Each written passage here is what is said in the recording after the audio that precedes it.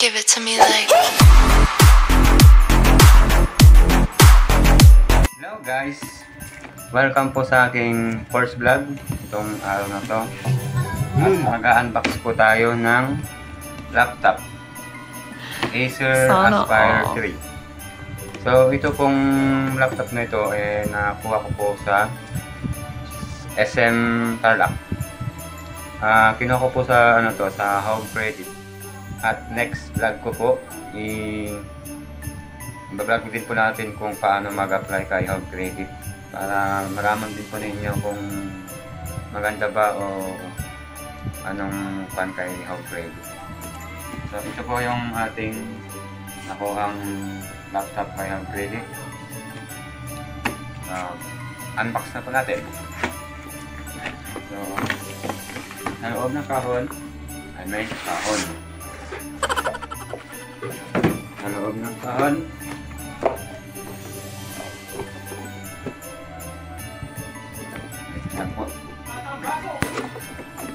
ito po yung kanyang laman.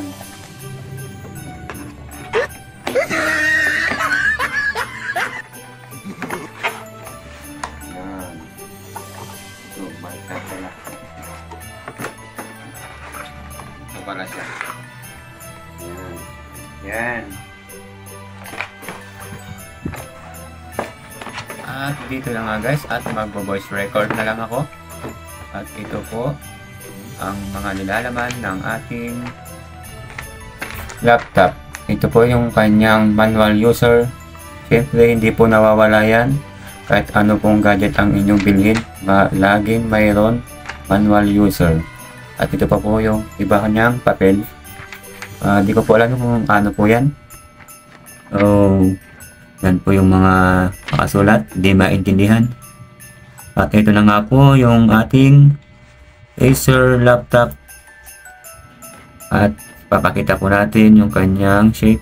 Ito po ay 45 cm by 35 siguro ito. Pero hindi po natin alam. At ito na po, may mga freebies po ito. Ito po yung kanyang wireless headset. Maganda po yan, malakas. At meron pa po, uy, nalaglag. Ito po yung kanyang cooling fan. Yan, kasama din po yan sa kanyang freebies. At syempre po, ang kanyang Acer bag.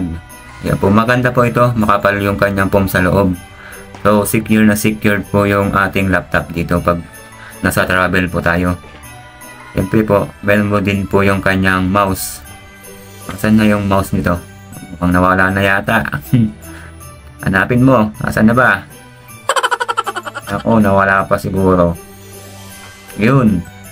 Yan po yung kanyang wireless mouse. Yan po. Yan po yung ginagamit para sa ating selector po sa ating computer. So, yan po. At bye-bye. Maraming salamat.